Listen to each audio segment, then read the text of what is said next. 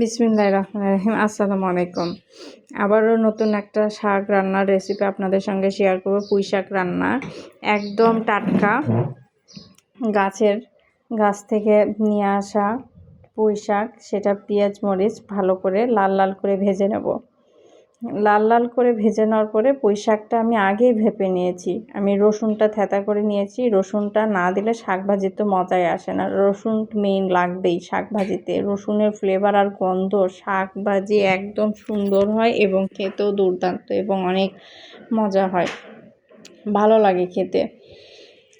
আমার শাকটা ভাপিয়ে রেখেছিলাম, এটা আমি অ্যাড করে দিলাম। শাকের কালারটা দেখছেন? শাকে এরকম করে ভাপিয়ে নিলে শাকের কালারটা কখনো কালো হবে না, এরকম সবুজই থাকবে এবং সুন্দর খেতে লাগবে, দুর্দান্ত এবং মজা।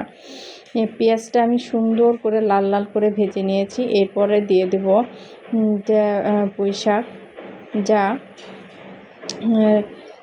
এইরকমও আপনার ভাপিয়ে নিয়ে যদি রান্না করেন, এইরকম অনেক মজা লাগে এবং খেতেও দুর্দান্ত লাগে, হ্যাভিও হবে খাইতে, অনেক মজার। এবং খালি মুখে তো খাইতে মজা লাগবে, ভাতের সাথে অন্য কিছু লাগবে না। এরকম শাক হলে তো কথাই নেই, চেটে পুটে একদম নিমিষেই শেষ হয়ে যাবে পুঁই শাক ভাজি। পেঁয়াজ মরিচটা লাল লাল করে ভাজার কারণই হচ্ছে এটার টেস্টটা দ্বিগুণ হয়ে যাওয়া।